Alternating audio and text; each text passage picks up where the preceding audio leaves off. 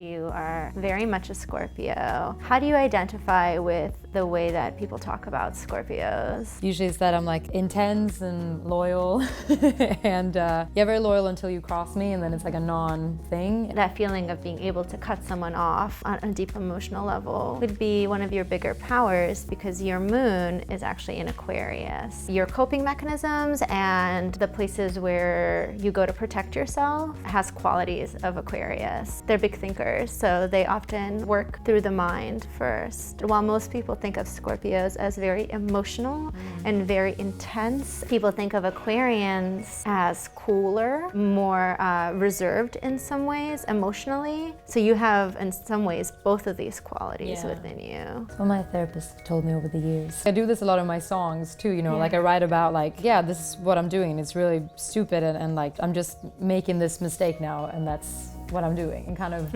admitting that it's a mistake, but maybe not doing something about it in that moment. It might, you know, be a lesson that I learned from later. Is that coming up in like your new single? Well, my new single is called Glad He's Gone. So this song, it's about me being the friend, seeing someone going through this like breakup with a person that I don't like, and it's kind of just a frustration when they're just sticking with someone that you think isn't good enough. Do you feel like sharing that observation is worth the blowback that one usually gets for being the first one to notice the bad thing? It has the times I've been right, because then it's all worked out, but the times where I haven't been fully right, it's been, I've really had to like apologize and make amends, and I think I'm pretty good at admitting when I've been wrong. It comes from my dad, so he's just very honestly like, I am sorry, I did this. You have to be able to apologize. You can't, it's impossible to always be right. One other aspect of your natal chart is your Capricorn rising, which means that in the world, the energy that you want to put out as you move through it has a lot of Capricorn qualities. And that's a sign that's really invested in the public image. Having a Capricorn on your ascendant, on your rising, often indicates a pretty close relationship with the father. Oh, really?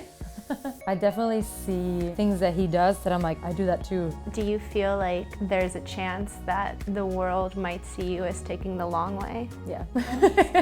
It's just become very clear that the moment I compromise, it makes me really uncomfortable. It makes me really like kind of panic. If we're talking about things I'm creating, all I can do is like kind of trust my gut and what feels right to me. And I just very early decided that I can't do that. I'm happy with it and it feels right to me. I'm always gonna feel good about sharing it. Thank you. That was the first time I've had that like kind of known more about my astrology, and it feels kind of crazy how that goes with your personality.